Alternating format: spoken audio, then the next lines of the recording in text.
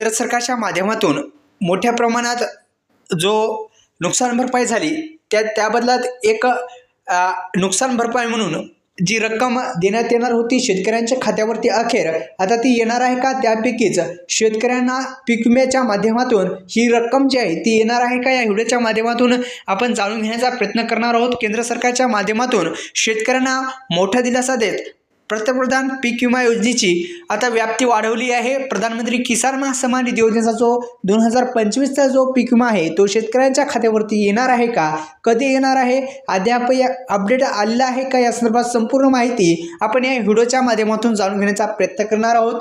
तर कोणत्या शेतकरी बांधवांना मिळणार आहे या संदर्भात सुद्धा आपण माहिती घेण्याचा प्रयत्न करणार आहोत। व्हिडिओला लाईक करा, चॅनलला सबस्क्राईब केलं असेल तर सबस्क्राईब करायला पण विसरू नका। केंद्र सरकारच्या माध्यमातून जी PM किसान योजना राबवली जाते, आपल्या सर्वांना माहिती आहे या पीक विमा योजनेच्या माध्यमातून शेतकऱ्यांना आता आशा लागलेली आहे की नेमका पीक विमा भरून खूप दिवस झालेले आहेत, अद्यापही शेतकऱ्यांच्या खात्यावरती हा पीक विमा देण्यात आला नाही आणि एका शेतकऱ्यांना आशा लागलेली आहे की हा पीक विमा येईल पण अद्यापही शेतकऱ्यांच्या खात्यावरती नाही।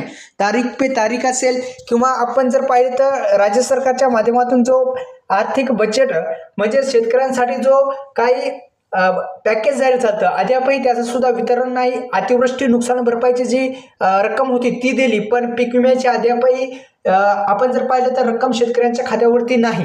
तर एकंदरीत पाहिलं तर अशा पद्धतीने शेतकऱ्यांना ही रक्कम लवकरात लवकर देण्यात यावी। दुसरं म्हणजे आपण पाहिलं तर यामध्ये एक आता या दोन आणखी नुकसान भरपाईची मिळणार आहे, ती म्हणजे तुम्ही जर पीक विमा भरला असेल तर मित्रांनो त्यात जंगली जनावरांद्वारे पिकाचे झालेले नुकसान आणि अतिवृष्टी किंवा पुराने झालेली पीक हानी याचा समावेश आता नुकसान भरपाईमध्ये करण्यात येणार आहे। म्हणजे पीक विम्यामध्ये दोन हे इन्क्लूड केलेले आहेत। तर व्हिडिओ आल्यावर लाईक करा आणि लवकरच शेतकऱ्यांच्या खात्यावरती हा पीक विमा यायलाच पाहिजे, कारण की शेतकरी बांधव मोठ्या आशेने सरकारकडे बघत असतात आणि पीक विमा यायलाच पाहिजे। धन्यवाद, जय शिवराय।